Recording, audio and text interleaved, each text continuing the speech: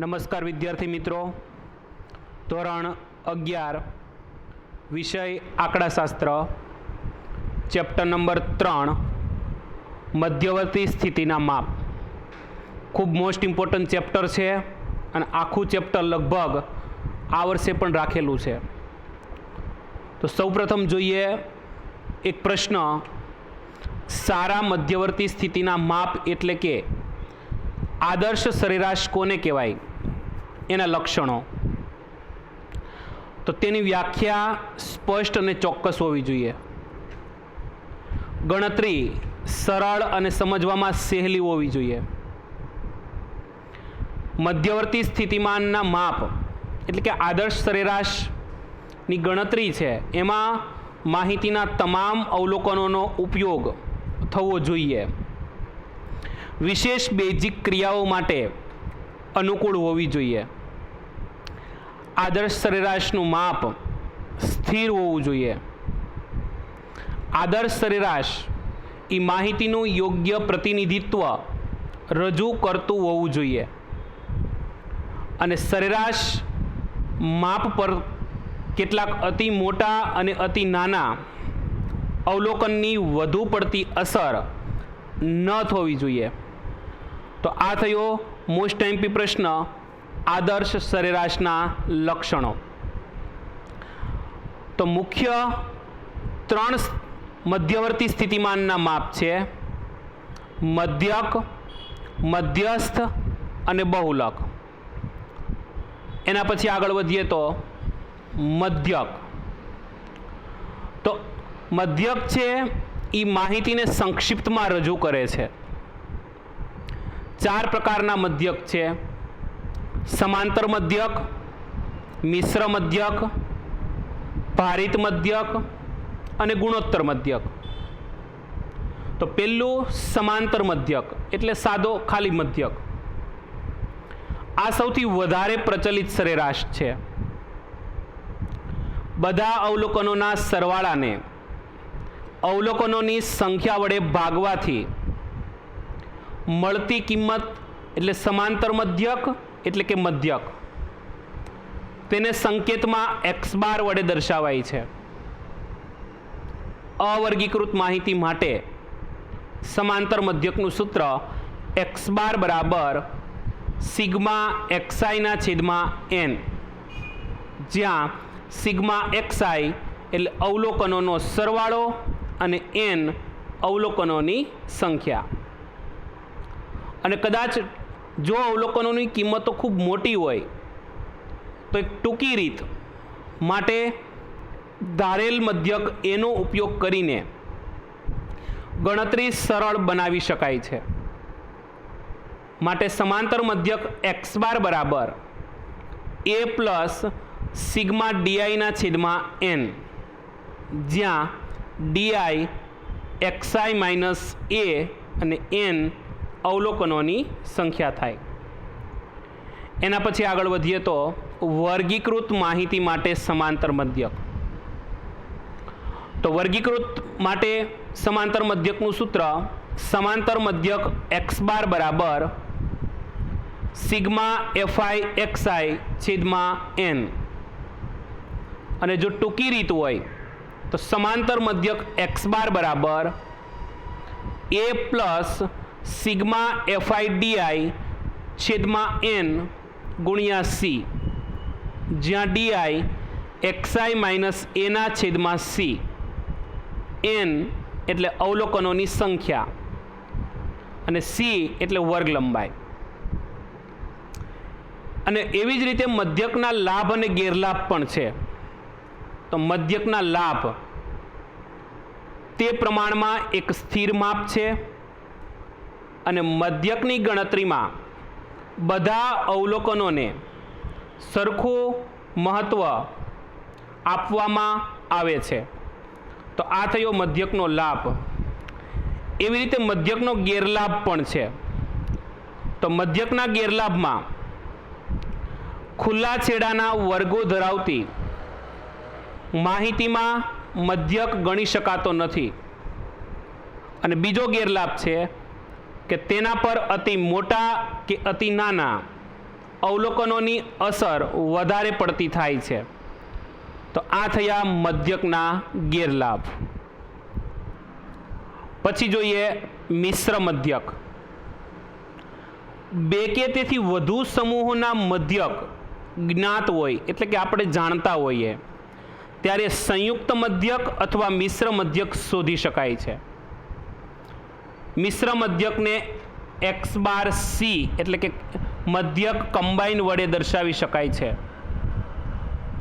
મિશ્ર મધ્યક x બાર c નું સૂત્ર n1 x bar 1 plus n2 x bar 2 plus up to plus nn x bar n છેદમાં n1 plus n2 plus up to plus nn, જ્યાં n એ સમૂહોની સંખ્યા દર્શાવે છે. એવી જ રીતે ભારિત મધ્યક. તો માહિતીની અંદર બધા અવલોકનોનું મહત્વ એક સરખું હોતું નથી ત્યારે ભારિત મધ્યક શોધવામાં આવે છે. ભારિત મધ્યકને x બાર w વડે દર્શાવાય છે. તો ભાર એટલે શું કે દરેક અવલોકનને તેના મહત્વના પ્રમાણમાં એક સંખ્યાત્મક કિંમત આપવામાં આવે છે, તેને ભાર કહે છે. ભાર એટલે વેઇટ. અને સૌથી વધુ મહત્વ ધરાવતા અવલોકનને મહત્તમ ભાર એટલે કે વધુમાં વધુ ભાર અપાય છે. તો ભારિત મધ્યકની રીતે દાખલો ગણતરી કરવી હોય તો ભારિત મધ્યકનું સૂત્ર ભારિત મધ્યક x બાર w બરાબર સિગ્મા wi xi છેદમાં સિગ્મા wi. આમાં તમને ભાર અને અવલોકનોની કિંમત એટલે કે w અને x આપેલું હશે. તો આ થયા ભારિત મધ્યક. એના પછી ગુણોત્તર મધ્યક. n અવલોકનો એટલે કે n ધન અવલોકનો હોવા જોઈએ. n ધન અવલોકનોના ગુણાકારના nમાં મૂળને ગુણોત્તર મધ્યક કહે છે અને તેને g વડે દર્શાવાય છે. ગુણોત્તર મધ્યક g બરાબર વર્ગમૂળમાં n બાર x1 ગુણ્યા x2 ગુણ્યા x3 ગુણ્યા અપ ટુ xn. અને જો બધા અવલોકનોની કિંમત ધન હોય તો જ ગુણોત્તર મધ્યક શોધી શકાય છે. આ એની મર્યાદા છે. ખાસ નોંધમાં આપેલ અવલોકનો x1 x2 x3 up to xn માટે સમાંતર મધ્યકની કિંમત હંમેશા ગુણોત્તર મધ્યક જેટલી અથવા તેના કરતાં વધારે હોય છે. એટલે કે x bar greater than equal to g.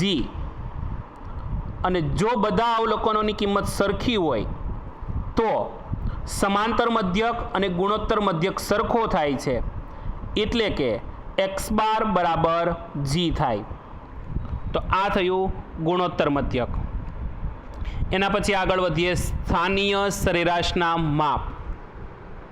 તો સ્થાનીય સરેરાશના કુલ 4 માપ છે: મધ્યસ્થ, ચતુર્થક, દશાંશક અને શતાંશક. તો આ ચારેયને આપણે આખું ડિસ્ક્રિપ્શનમાં ભણીએ તો જોઈએ આગળ. મધ્યસ્થને m વડે દર્શાવાય છે. પેલું તો વ્યાખ્યા: આપેલ માહિતીને ચડતા કે ઉતરતા ક્રમમાં ગોઠવતા તેના મધ્યમાં આવતા અવલોકનને મધ્યસ્થ કહે છે. કુલ અવલોકનના સરખા 2 ભાગ પડે છે અને તેને સંકેતમાં m વડે દર્શાવાય છે. અવર્ગીકૃત માહિતી અથવા અસતત આવૃત્તિ વિતરણ માટે મધ્યસ્થનું સૂત્ર m બરાબર n+1/2 માં અવલોકનોની કિંમત. અને જો સતત વર્ગીકૃત માહિતી હોય તો મધ્યસ્થનું સૂત્ર મધ્યસ્થ m બરાબર l+n/2 -cf/f ગુણ્યા c.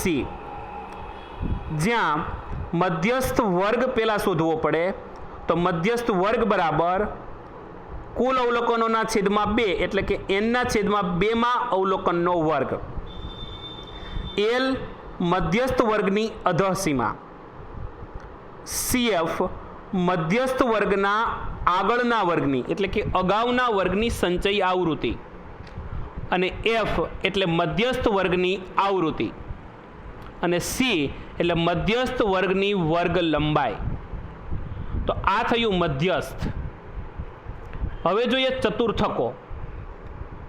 તો કુલ અવલોકનોના 4 સરખા ભાગમાં વહેંચતા પ્રત્યેક સ્થાનની કિંમતને ચતુર્થકો કહે છે. ચતુર્થકોના 4 ભાગ પડે છે, તેથી ચતુર્થકો 3 છે. ચતુર્થકોને સંકેતમાં Q1, Q2, Q3 વડે દર્શાવાય છે તથા મધ્યસ્થ m બરાબર Q2 થાય છે. તો જો 4 ભાગ પાડ્યા કુલ કિંમતોના, તો સૌથી ઓછી કિંમત એ Q1ના 25% સૌથી ઓછી કિંમત હોય અને Q3ના 25% સૌથી વધારે કિંમત હોય અને બરાબર 50% એટલે મધ્યસ્થ m બરાબર Q2. અવર્ગીકૃત માહિતી માટે ચતુર્થક શોધવો હોય તો ચતુર્થક QJ બરાબર J કૌંસમાં n+1/4 માં અવલોકનોની કિંમત, જ્યાં J બરાબર 1, 2, 3. તમારે જે ચતુર્થક શોધવાનો પૂછાય ત્યાં તમારે જેની જગ્યાએ મૂકવાનો. એવી રીતે વર્ગીકૃત માહિતી માટે ચતુર્થક QJ બરાબર L પ્લસ J કૌંસમાં n/4 CF છેદમાં F ગુણ્યા C, જ્યાં J બરાબર 1, 2, 3. અને આમાં પણ આપણે મધ્યસ્થની જેમ ચતુર્થકનો વર્ગ શોધવો પડે. તો ચતુર્થકનો વર્ગ બરાબર J કૌંસમાં n/4 માં અવલોકનનો વર્ગ.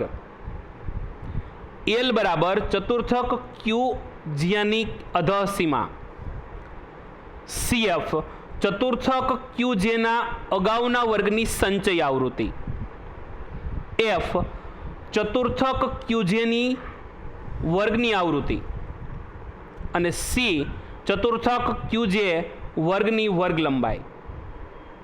આ થયું ચતુર્થક. એવું જ આગળ વધીએ તો દશાંશકો.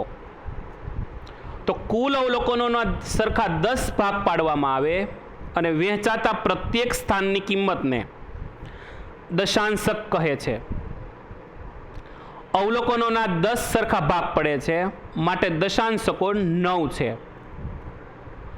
દશાંશકોને સંકેતમાં D1, D2, D3 up to D9 થી દર્શાવાય છે તથા D5 બરાબર મધ્યસ્થ m બરાબર Q2 એટલે કે 5મો દશાંશક, બીજો ચતુર્થક અને મધ્યસ્થની કિંમત સરખી મળે છે.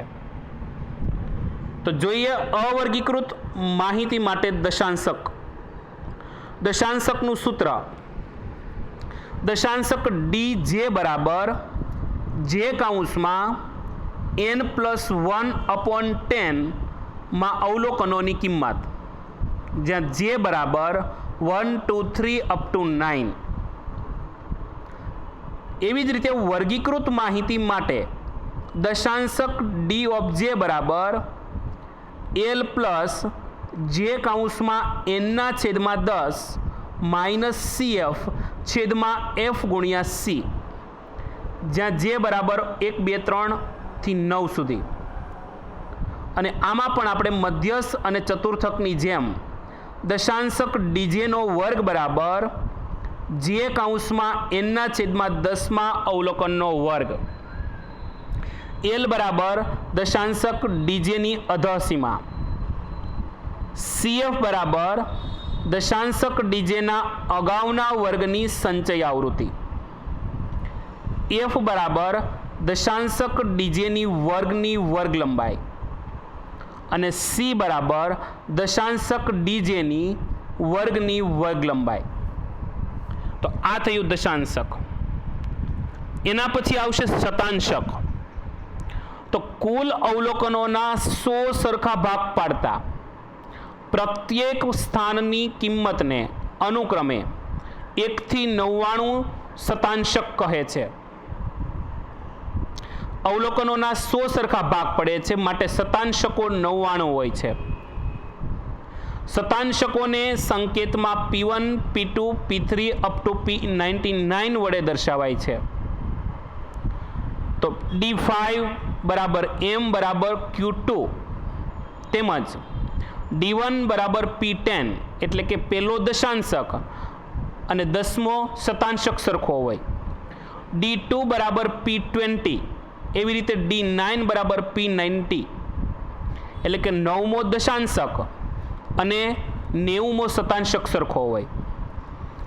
Q1 બરાબર P25 એટલે કે પહેલો ચતુર્થક અને 25મો શતાંશક સરખો હોય. Q3 બરાબર P75 એટલે કે ત્રીજો ચતુર્થક અને 75મો શતાંશક સરખો હોય. ઉપરાંત M બરાબર એટલે કે મધ્યસ્થ બરાબર બીજો ચતુર્થક Q2, 5મો દશાંશક D5 અને 50મો શતાંશક P50 બરાબર થાય છે. તો આ થયું શતાંશક.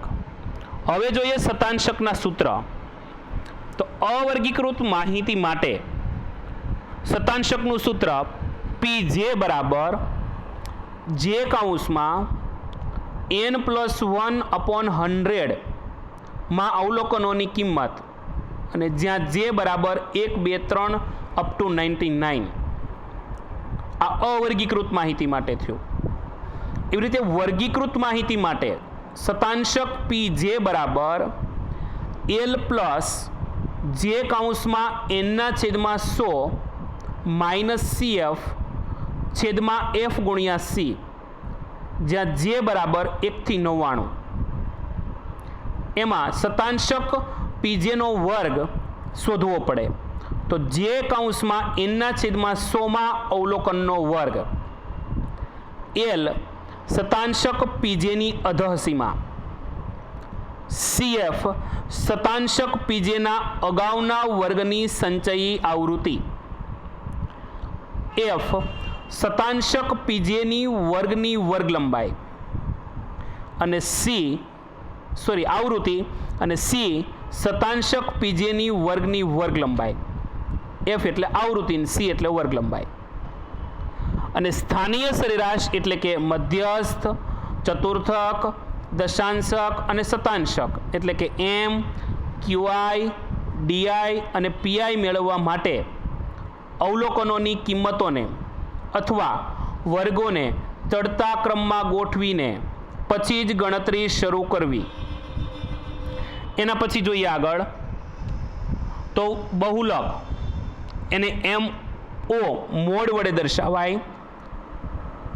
આપેલ માહિતીમાં ચલની સૌથી વધુ વખત પુનરાવર્તિત કિંમત એટલે કે મહત્તમ આવૃત્તિ ધરાવતી કિંમતને બહુલક કહે છે. અવર્ગીકૃત માહિતી અને અસતત આવૃત્તિ વિતરણ માટે બહુલક MO બરાબર સૌથી વધુ વખત પુનરાવર્તિત કિંમત એટલે કે મહત્તમ આવૃત્તિ, અને સતત આવૃત્તિ વિતરણ માટે આવૃત્તિ વિતરણમાં મહત્તમ આવૃત્તિ ધરાવતો વર્ગ એટલે બહુલક વર્ગ. અને બહુલક વર્ગ શોધ્યા પછી સૂત્ર પ્રમાણે બહુલક MO બરાબર L plus FM minus F1 upon 2FM minus F1 minus F2 ગુણ્યા C, જ્યાં L બરાબર બહુલક વર્ગનું અધઃસીમા બિંદુ, FM બરાબર બહુલક વર્ગની આવૃત્તિ, F1 બરાબર બહુલક વર્ગના આગળના વર્ગની આવૃત્તિ, F2 બરાબર બહુલક વર્ગના પાછળના વર્ગની આવૃત્તિ અને C એટલે બહુલક વર્ગની વર્ગ લંબાઈ. તો આ થયું બહુલક. પણ આ બહુલકની ગણતરી માટે આગળ જોઈએ તો બહુલકની ગણતરી માટે બે પરિસ્થિતિ અનુકૂળ હોવી જોઈએ. પહેલું, આવૃત્તિ વિતરણની વર્ગ લંબાઈ સમાન હોવી જોઈએ, અને બીજું, આવૃત્તિ વિતરણમાં મહત્તમ આવૃત્તિ કોઈ એક જ વર્ગ કે ચલ માટે હોવી જોઈએ અને પ્રથમ કે છેલ્લા સ્થાને ન હોવી જોઈએ. એટલે કે મહત્તમ આવૃત્તિ માત્ર એક જ વર્ગ એક જ જગ્યાએ હોવી જોઈએ, બે જગ્યાએ હોય તો ન ચાલે. તો એ પરિસ્થિતિ વખતે આ પરિસ્થિતિ અનુકૂળ ન હોય તો આસાદિત સૂત્રથી બહુલક મેળવવો. તો આસાદિત સૂત્ર પ્રસિદ્ધ આંકડાશાસ્ત્રી કાર્લ પિયર્સને આપ્યું હતું, અને આસાદિત સૂત્રમાં બહુલક MO બરાબર 3 ગુણ્યા મધ્યસ્થ માઇનસ 2 ગુણ્યા મધ્યક, એટલે કે MO બરાબર 3m માઇનસ 2x બાર થાય.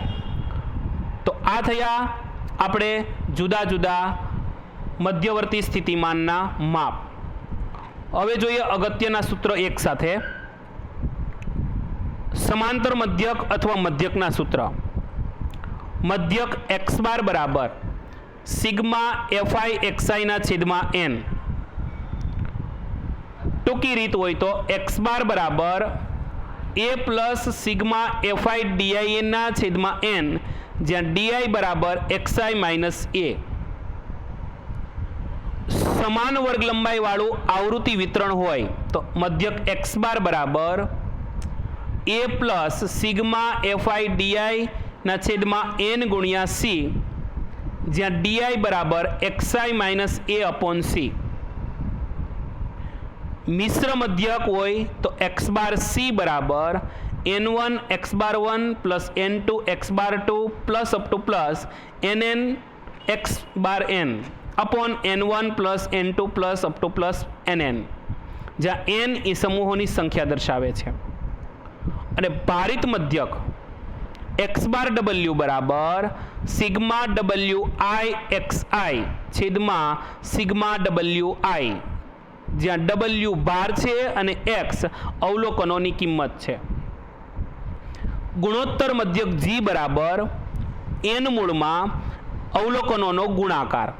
અવલોકનોનો ગુણાકાર કરીને વર્ગમૂળ કાઢશો એટલે ગુણોત્તર મધ્યક મળશે. એના પછી જોઈએ સ્થાનીય માપના સૂત્ર. અવર્ગીકૃત અને અસતત વર્ગીકૃત માહિતી માટે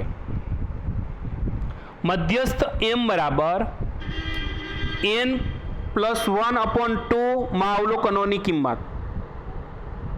ચતુર્થક qj બરાબર j કાઉન્સમાં n પ્લસ 1 અપોન 4 માં અવલોકનોની કિંમત, જ્યાં j બરાબર 1 2 3. દશાંશક dj બરાબર j કાઉન્સમાં n પ્લસ 1 અપોન 10 માં અવલોકનોની કિંમત, જ્યાં j બરાબર 1 2 3 અપ ટુ 9. અને શતાંશક pj બરાબર j કાઉન્સમાં n પ્લસ 1 અપોન 100 માં અવલોકનોની કિંમત, જ્યાં j બરાબર 1 2 3 અપ ટુ 99. અને મધ્યસ્થ, ચતુર્થક, દશાંશક અને શતાંશક આ બધા ચડતા ક્રમમાં અવલોકનો ગોઠવા પછી જ શોધવું. એવી રીતે સતત વર્ગીકૃત માહિતી માટે સ્થાનીય માપના સૂત્ર. મધ્યસ્થ m બરાબર l plus n by 2 minus cf upon f ગુણ્યા c.